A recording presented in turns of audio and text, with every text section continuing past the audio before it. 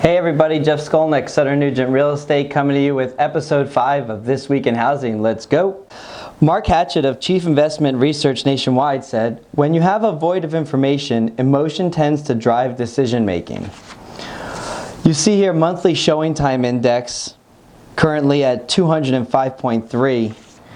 Buyer demand remains healthy. Showing traffic is still above last year's levels, though we saw a quick month-to-month drop in the number of showings per listing in June, showing an uncharacteristically rapid slowdown in real estate demand coming into the summer.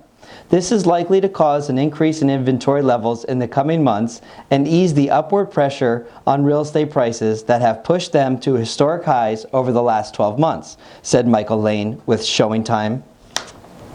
Year-over-year price appreciation percentages are accelerating. We're at 15.4% in May.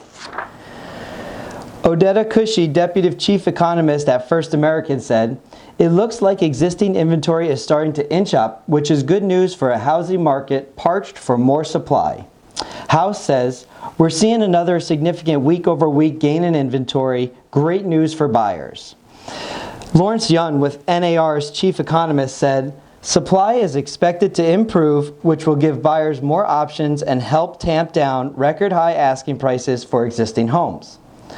New monthly listing counts in thousands. You see 447 in June. American home equity skyrocketed. We have $33,400 as an average gain in equity of mortgaged homes.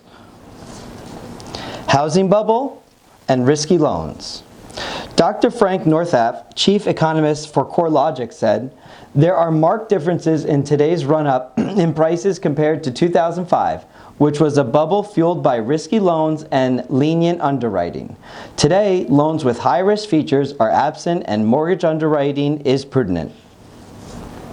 Mortgage originations with less than 620 FICO score, 2020 shows $74 billion compared to 2006 of $376 billion.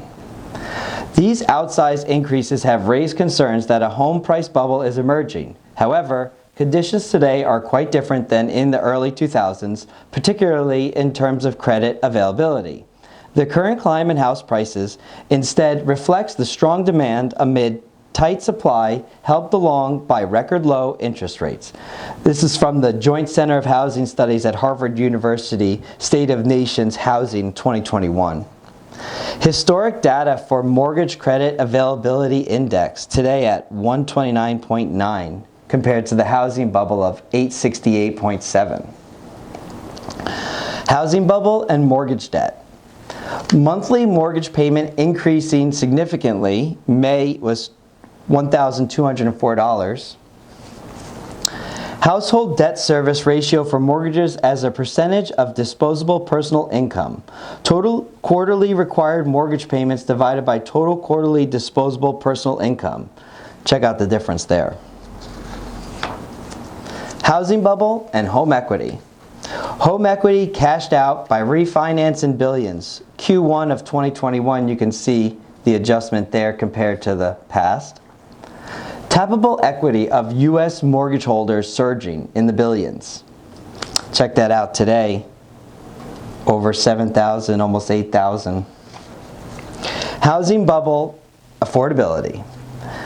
Looking back at the bubble years, house prices exceeded house buying power in 2006 nationally, but today house buying power is nearly twice as high as the median sale price nationally.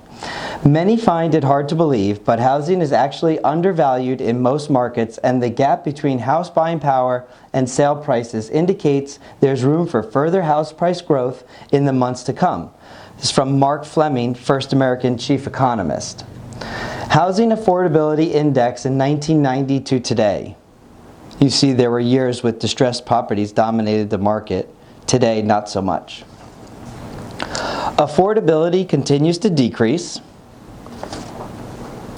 Housing bubble, absolutely not. It's a supply and demand issue.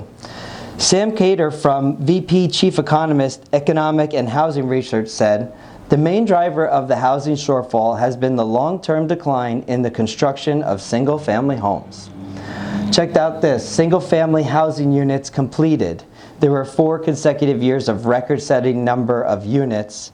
Now, we have 13 straight years below the 50-year average. Lawrence Yun, chief economist at NAR, has said, "It is not a bubble, it is simply a lack of supply."